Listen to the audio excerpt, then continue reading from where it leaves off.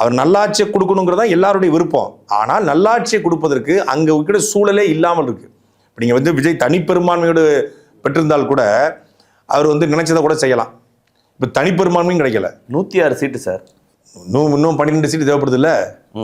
இந்த 12 வந்து அவர் திமுக இருந்தோ அதிமுக தான் எடுத்தாகணும். திமுக கூட்டணியில் இருந்தோ அதிமுக கூட்டணியில் இருந்தோ. இப்போ அவங்க வந்து ஏற்கனவே இவரை கடுமையாக விமர்சனம் பண்ணவங்க தான்.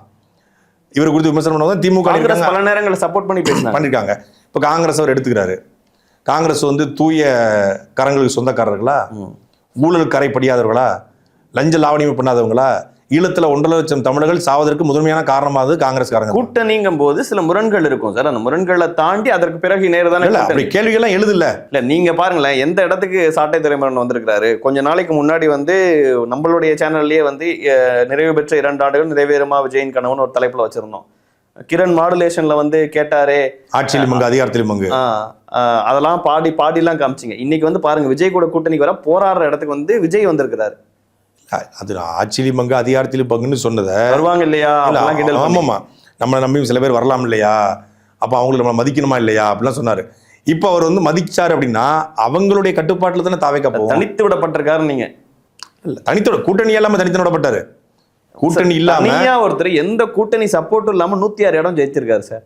நீங்க வந்து வெற்றியை மட்டுமே பேசுறீங்க. நான் அடுத்து நடக்க போறத பேசுறேன்.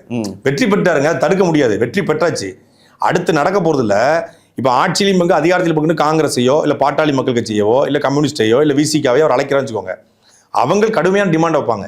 வெற்றி பெற்ற தாவேக்கோட 106 வேட்பாளரை வர இனி வரப்போகிற 12 வேட்பாளர்களா அவங்க தான் வந்து அந்த கோல்டன் எக்ஸ்.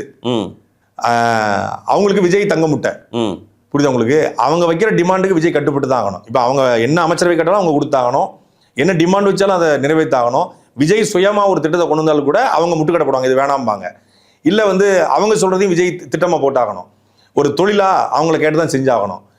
எது நடந்தாலும் சரி, இப்போ அந்த வரப்போகிற 4-5 பேரோ இல்லை 5 பேரோ 6 பேரோ யாராக இருந்தாலும் சரி அவங்களுக்கு கட்டுப்பட்டு போகிற ஒரு ஆட்சியாக தான் அமையும்.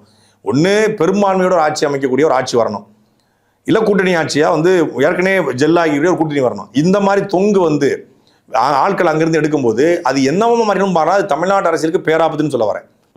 புரியுதா உங்களுக்கு?